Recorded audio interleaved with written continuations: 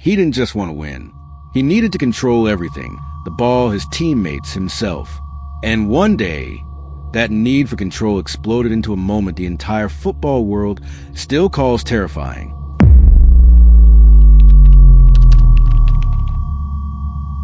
Roy Keane grew up in Cork, Ireland, in a working-class family where nothing was ever good enough. Not because his parents demanded it, but because he demanded it of himself. From the beginning, he treated football like war. Losing wasn't disappointing. It was a failure of character.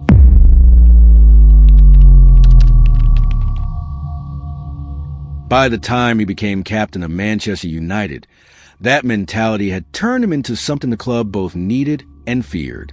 Keane didn't lead by example. He policed the dressing room like a drill sergeant.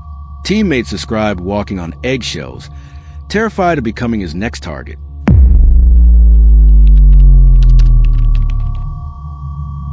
But nothing revealed who Roy Keane truly was like the summer of 2002. Ireland had qualified for the World Cup. It was the biggest tournament of Keane's career. The team traveled to the island of Saipan to prepare, and almost immediately, Keane realized something was wrong. The training pitch was in poor condition. Equipment hadn't arrived. For most players, an inconvenience. For Keane, a betrayal. He confronted the manager, Mick McCarthy, in front of the entire squad. He didn't hold back. Teammates who were there said they'd never seen anything like it. Hours later, Keane was sent home. Ireland's captain, their best player, banished from the World Cup he'd spent his life chasing. Here's what most people don't know. Ireland went on to that World Cup without him.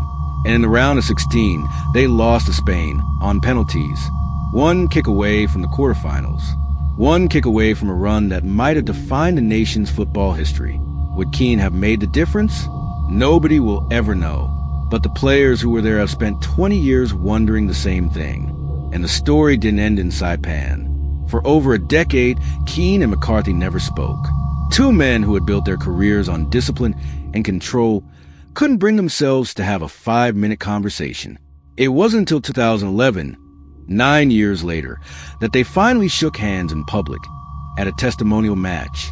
No apology, no explanation, just a handshake and a silence that said more than words could. Keane was later asked if he regretted any of it. He said no. He said he couldn't have lived with himself if he'd stayed quiet. Even knowing what it cost him, that's the part that makes Roy Keane so hard to forget. It wasn't arrogance. It was a man who couldn't separate his standard from his own worth, who would rather lose the World Cup than lose himself. 20 years later, Saipan is still debated in Irish pubs, still argued about on radio shows, still unresolved.